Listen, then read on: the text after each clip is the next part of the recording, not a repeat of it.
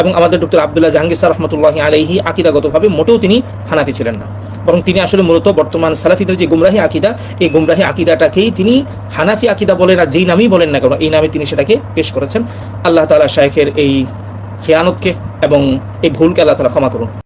আসসালামু আলাইকুম রহমতুল্লাহ। প্রিয় দিনী ভাই বোনেরা, আপনারা দেখলেন বেলাল বিন আলী, হানাফি একজন মুফতি।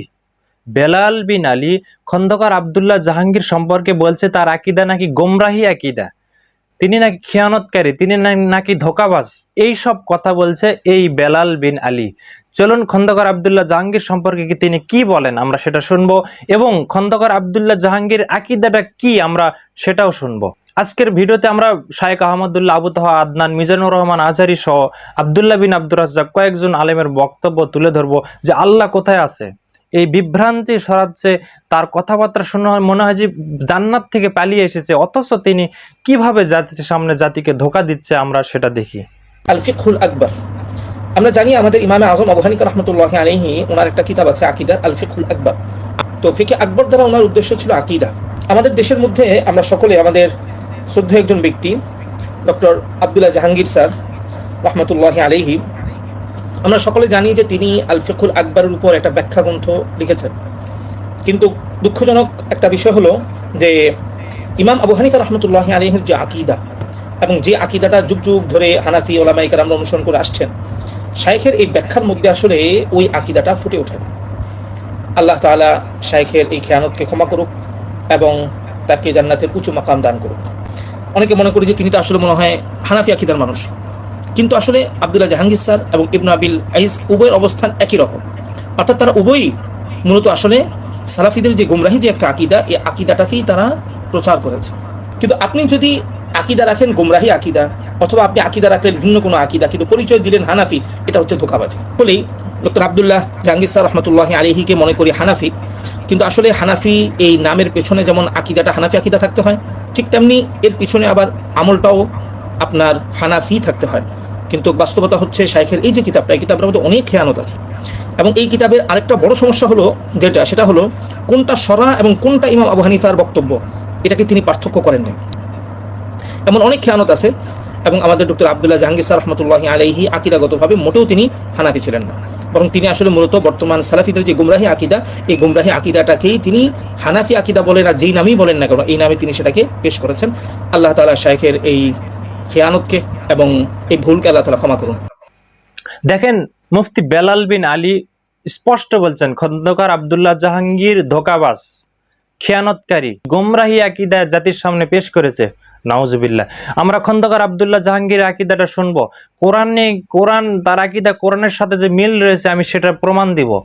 চলুন আমরা খন্দকার আব্দুল্লাহ জাহাঙ্গীরের বক্তব্যটা শুনে আসি, তার আকিদাটা কি ছিল আল্লাহ সম্পর্কে, এবং ইমাম আবু হানিফা ফিকুল আকবরে তার আকিদা কি আকিদা পেশ করেছে সেটা আমরা শুনবো কামরুল ইসলাম বিন অলিপুরীর কাছ থেকে। চলুন বক্তব্যগুলো শুনে আসি। দ্বিতীয় যে কথা বলেছেন আল্লাহ সর্বত্র বিরাজমান, এই কথাও কোরআন এবং হাদিসে কোথাও আসেনি। কোরআন এবং হাদিসে দুটো কথা আসছে। একটা কথা কোরআনে বারবার বলা হয়েছে আল্লাহ তাআলা আরশের উপরে প্রতিষ্ঠিত রয়েছেন, সমাসীন হয়েছেন।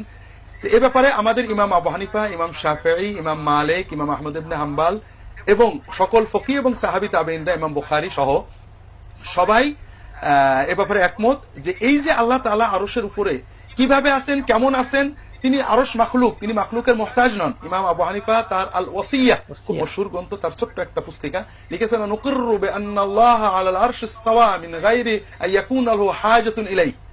আমরা বিশ্বাস করি যে আল্লাহ তাআলা আরশের উপরে প্রতিষ্ঠিত, তবে আরশের তিনি মুখাপেক্ষী নন, কারণ আরশ তো মাখলুক।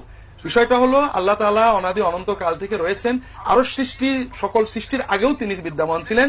তিনি তার অস্তিত্বের নিচে সারা বিশ্বকে সৃষ্টি করেছেন। তিনি সব সৃষ্টির ঊর্ধ্বে, যেটা ইমাম তাহাবী আল আকীদা তাহাবিয়াতে বলেছেন, অহুয়া বাঈনুন আন খালকিহি ওয়া ফাওকাহু। তিনি তার সৃষ্টি থেকে সম্পূর্ণ বিচ্ছিন্ন এবং সবকিছু ঊর্ধ্বে তিনি, যেটা কোরআন কারীমে বারবারই বলা হয়েছে আল্লাহ তাআলা সবকিছুর ঊর্ধ্বে আরশের উপরে প্রতিষ্ঠিত, অধিষ্ঠিত, মুস্তাওয়ী। এর পদ্ধতি কিভাবে আমরা জানি না, আল্লাহ ভালো জানেন।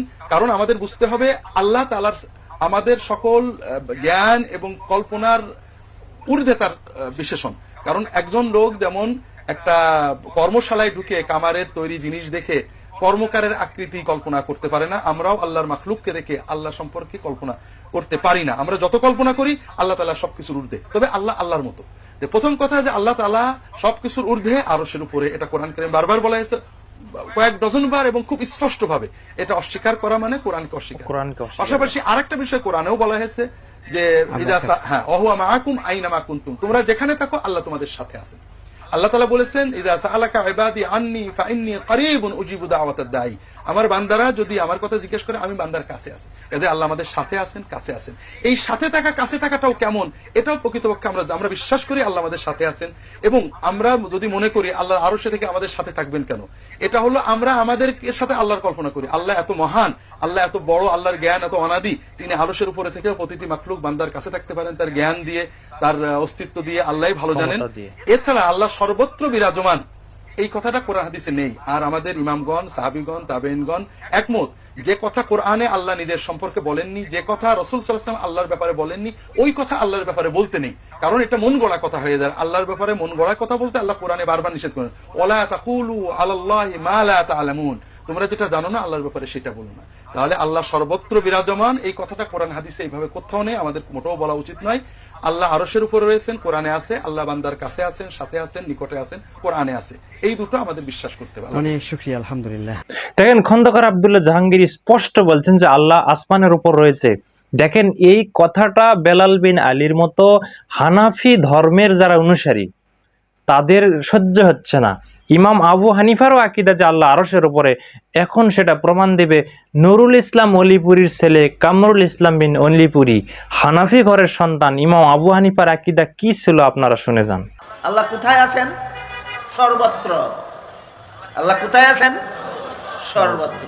এক প্রশ্ন থেকে জবাব আরো ছোট। আল্লাহ কোথায় আছেন প্রশ্নের মধ্যে 3 শব্দ, জবাব 1 শব্দ, সর্বত্র। আমার কথা বুঝেন আপনারা? বুঝে থাকলে এবার বলুন তো আল্লাহ কোথায় আছেন? সর্বত্র। আল্লাহ কোথায়, এই আকীদার ব্যাপারে যদি আপনাদেরকে জিজ্ঞেস করি, শুধু আবু হানিফা নয়, 4 ইমামের মুত্তাফাক আকীদা, আল্লাহ সত্তাগতভাবে আরশে। সত্তাগতভাবে কোথায়? আরশে। 4 ইমামের সবার মুত্তাফাক রায়, সমন্বিত রায় এটা। ইমাম মালিকের তো প্রসিদ্ধ কওল, আল ইস্তিওয়া মা'লুমুন ওয়াল কাইফু মাজহুলুন ওয়াস সুআলু আনহু বিদআহ। আল্লাহ যে আরশে বিদ্যমান রয়েছেন সত্তাগতভাবে, এটা একদম জানাশোনা কথা, এটার উপরে আমাদের ঈমান। কাইফিয়ত, কিভাবে আল্লাহ বসেছেন না শুয়েছেন না দাঁড়াইছেন, এই কথা জিজ্ঞেস করা গোমরাহি। কে বলেছেন? ইমাম মালিক। আবু হানিফার ফাতাওয়া তো আরো কঠিন। মাইয়াকুল আইনাল্লাহু লা আ'লাম ফাকাদ কাফার। আবু হানিফার ফাতাওয়ার সার অংশ কথা। আবু হানিফা বলেন যে ব্যক্তি বলবে আল্লাহ কোথায় আমি জানি না, হে কুফরি করছে। কেন? আল্লাহ নিজে বলছেন আল্লাহ আরশে। তাহলে আইন আল্লাহ এর মাসালায় আল্লাহ কোথায়, এর মাসালায় সালাফদের আকীদা, আবু হানিফার আকীদা, সাহাবায়ে কেরামের আকীদা, রাসূলের আকীদা, কোরআন সুন্নাত খায়রুল কুরআনের সবার আকীদা তো এক ছিল। ছিল কি ছিল না? আজকে এসে আপনি ভিন্ন মত পোষণ করেছেন, কিন্তু নিজের ভিন্ন মতটাকে টিকানোর জন্য যারা সালাফের আকীদাকে ধরে রেখেছে তাদেরকে এসে আহলে হাদিস বলে ছুরি মারতেছেন। কোন ইসলামের শিক্ষা নিয়ে করতেছেন আপনি?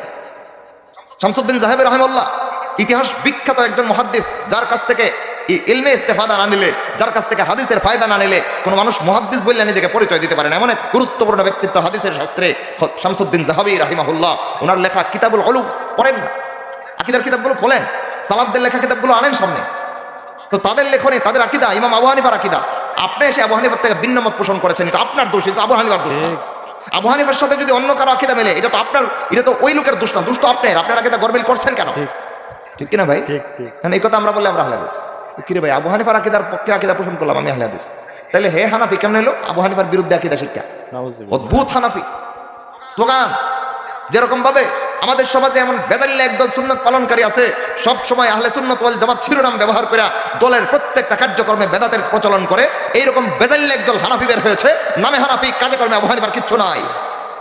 ওই লোকগুলোর সামনে যখন আবু হানিফার মাসলাক মানহাজ পেশ করা হয়, তখন সহ্য হয় না, প্রতিবাদ করার আর কোনো দলিল খুঁজে পায় না, পিছন থেকে জোরে দেয় আহলে হাদিস, আহলে হাদিস। আছে না নাই কিছু? ওই লোকগুলো এসে আমাদেরকে শিল মারে, আহলে হাদিস হয়ে গেছে। আল্লাহর আরশের ব্যাপারে আপনারা শুনেছেন না? আল্লাহ তাআলা আরশের উপর পজিশন নিয়েছে। আরশ হচ্ছে মহাবিশ্বের সবকিছুর উপরে এটার অবস্থা। আমরা খালি চোখে উপরে কি দেখি? আকাশ। আসলে আমরা আকাশ দেখি না, এটা দেখি মহাশূন্য। প্রথম আকাশ যে কত বড় তার কোনো হিসাব নাই। এই যে পৃথিবী থেকে সূর্য 13 লক্ষ গুণ বড়, সূর্যের চেয়ে এরকম কোটি কোটি গুণ বড় তারা আছে। এরকম বিলিয়ন বিলিয়ন তারা নিয়ে আমাদের গ্যালাক্সির নাম হচ্ছে মিল্কি ওয়ে। এরকম হাজার কোটি তারা নিয়ে আমাদের প্রথম আকাশের মহাশূন্য। প্রথম আকাশ কিন্তু অনেক উপরে। এই যে নাসার বিজ্ঞানীরা, বিজ্ঞানীরা রকেট দিয়ে এখানে যায়, ওখানে যায়, এরা প্রথম আকাশের 1 কোটি ভাগের 1 ভাগও এখন অর্জন করতে পারে। ওই প্রথম আকাশের পরে হচ্ছে দ্বিতীয় আকাশ। ওই দ্বিতীয় আকাশের তুলনায় প্রথম আকাশটা কত ছোট শোনেন। আপনার হাতের আংটি যদি আপনি বিশাল মাঠের মধ্যে ছেড়ে দেন, একটা মরুভূমির মধ্যে ছেড়ে দেন, পুরো মাঠের তুলনায় হাতের আংটি যত ছোট, আল্লাহ তৃতীয় আসমানের তুলনায় আল্লাহ প্রথম আসমানটা ঠিক তত ছোট। দ্বিতীয় আসমান আরো বড়, তৃতীয়টা আরো বড়। যত উপরে উল্টাকাশের যত কাহিনী একটা হচ্ছে একটা বড়, এরপর 7টা আকাশ, তার উপরে সিদরাতুল মুনতাহা বর্ডার এরিয়া, তার উপরে হচ্ছে আল্লাহ কুরসি, তার উপরে আল্লাহ আরশ। আল্লাহ ইবাদত করে। আল্লাহর প্রতি বিশ্বাসের আরেকটা পয়েন্ট আমাদের দেশে ভুল আছে, যেটা হলো অনেকে মনে করেন আল্লাহ সব জায়গায় আছেন, আল্লাহ সর্বত্র বিরাজমান। এটা একটা ভুল কথা, ভুল বিশ্বাস। এটা আমাদের সমাজের বেশিরভাগ মানুষের বিশ্বাস। ইমানদারি হতে পারবেন না আপনি এই জিনিসগুলো বিশ্বাস না করলে। আল্লাহ কোথায় আছেন? আরশে আছেন। আল্লাহ কোথায় আছেন? কোরআনে আল্লাহ বলেছেন আর রহমানু আলাল আরশি ইস্তাওয়া। রহমান কোথায় আছেন? আরশের উপরে। আলাল আরশ মানে কি? আরশের উপরে। আল্লাহ বলতেছেন উনি আরশের উপরে, আপনি বলেন সব জায়গায়। এই যে সৌরজগৎ দেখছেন, এই সৌরজগতের মধ্যে হাজারটা সৌরজগৎ মিলে একটা গ্যালাক্সি হয়, আর এই হাজার হাজার গ্যালাক্সি মিলে একটা আসমান হয়। এরকম করে 7 আসমান, তার উপরে কুরসি, তার উপরে মহাসাগর, তার উপরে আরশ, তার উপরে আল্লাহ রাব্বুল আলামিন। তাহলে চিন্তা করেন যে পৃথিবীতে আমরা কতটুকু অবস্থান নিয়ে আছি। এই সমস্ত কিছু কার সৃষ্টি? আল্লাহ রাব্বুল আলামিনের। আর আবু হানিফা রাহিমাহুল্লাহর আকীদা আপনি কোথায় পাবেন? তার লেখা একটা বই আছে, আবু হানিফা রাহিমাহুল্লাহর লেখা একটা বই আল ফিকহুল আকবার, যেই বইয়ের ব্যাখ্যা করেছে ডক্টর আব্দুল্লাহ জাহাঙ্গীর বাংলায়। আবু হানিফা রাহিমাহুল্লাহর লেখা আল ফিকহুল আকবরের বাংলা ব্যাখ্যা কে করেছে? ডক্টর আব্দুল্লাহ জাহাঙ্গীর। এই বইটা পড়লে আপনি সত্যিকার হানাফি হয়ে যাবেন, আবু হানিফা রাহিমাহুল্লাহর আকীদা আপনার চলে আসবে। কিন্তু আমাদের দেশে যারা প্রচলিত হানাফি আছে তারা আবু হানিফা রাহিমাহুল্লাহর আকীদা মানে না, তারা আবুল মনসুর আল মাতুরিদির আকীদা মানে। তো আবুল মনসুর আল মাতুরিদির আকীদা যদি মানেন তাহলে আপনি হানাফি হলেন না, আপনি মাতুরিদি হয়ে গেলেন। আর যদি হানাফি হতে চান তাহলে আল ফিকহুল আকবার পড়েন, ইমাম আবু হানিফার লেখা, আর আব্দুল্লাহ জাহাঙ্গীরের ব্যাখ্যা পড়েন, ইনশাআল্লাহ হানাফি হবেন। তো প্রিয় দিনী ভাই বোনেরা, আপনারা আশা করি বিষয়টা বুঝতে পেরেছেন। বেলাল বিন আলীর সহ রেজাউল করিম আবরার, আলী হাসান ওসামা, তাছাড়া হানাফি, বর্তমান যারা হানাফি, আমাদের দেশে যারা কট্টর হানাফি, তারা এই গোমরাহি আকীদা, ইমাম আবু হানিফার বিরুদ্ধে আকীদা পেশ করে তারা নিজেদেরকে হানাফি বলে প্রচার করছে। অথচ আপনারা যদি তাফসির ইবনে কাসির দেখেন, যেটা শাইখ আহমদুল্লাহ যে আয়াতের কথা বললেন সূরা তাহার 5 নম্বর আয়াত, এই আয়াতে আল্লাহ বলেছেন আর রহমানু আলাল আরশিস ইস্তাওয়া, দয়াময় আরশের সমাসীন।